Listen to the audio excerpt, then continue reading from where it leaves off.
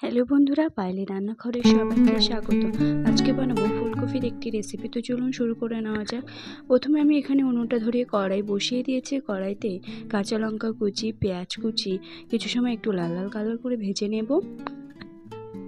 এরপরে দেবো রসুন কুচি, দিয়ে রসুনটাকেও কিছু সময় ভেজে নেব। তারপরে দেবো 5 ফোড়ন, দিয়ে এরপরে দেবো টমেটো,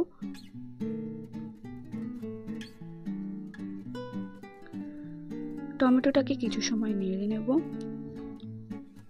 ও একটু ভেজে নেব, যত সময় না টমেটো দিয়ে কাঁচা কাঁচা গন্ধটা যায়।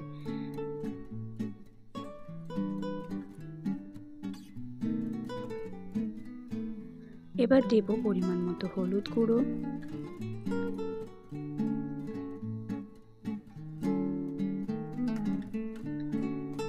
টমেটোটা কিন্তু ভাজতে ভাজতে প্রায় সেদ্ধ হয়ে গেছে।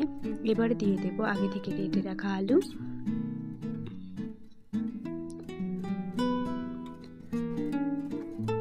আলুটাকেও টমেটোর সাথে ভালোভাবে কিছু সময় কষিয়ে নেব।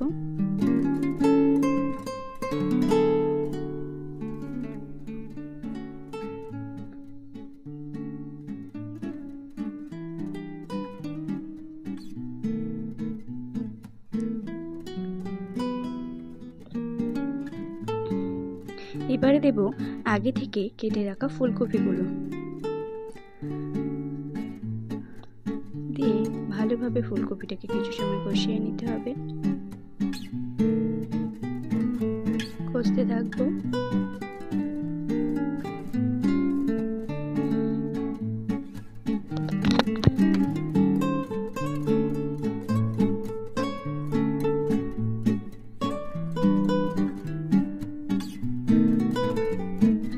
এবার দিয়ে দেবো পরিমাণ মতো গুঁড়ো হলুদ,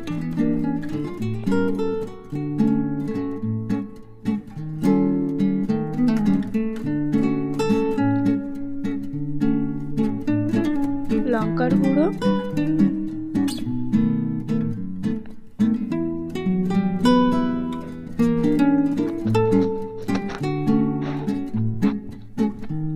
স্বাদ মতো লবণ দিয়ে আবারও কিছু সময় একটু কষিয়ে নেব ফুলকপিটাকে।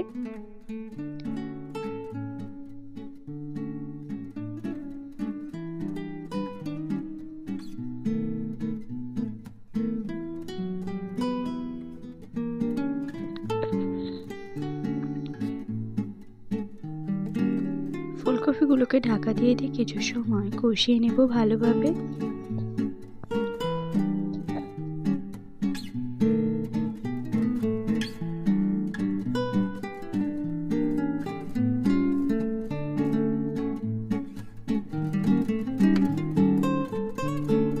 ফুলকপিটা আমার কষিয়ে নেওয়া হয়ে গেছে। এবার দিয়ে দেবো পরিমাণ মতো জল,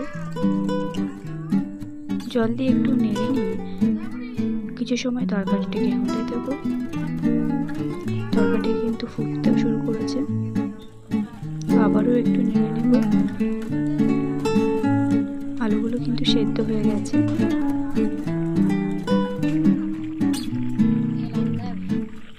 এবার তরকারিতে দিয়ে দেবো আগে থেকে ভেজে রাখা মাছ,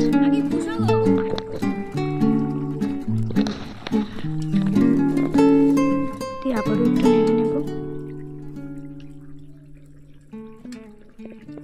কিছু সময়ের জন্য তরকারিটাকে একটু হতে দেব বা ফুটতে দেব।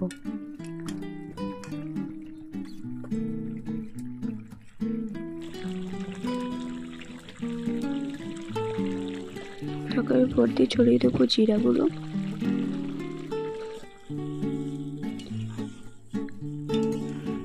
তরকারিটাকে একটু নেড়ে নিয়ে একটা থালাতে নামিয়ে নেব বা গামলিতে। তরকারিটা কিন্তু একেবারে তৈরি।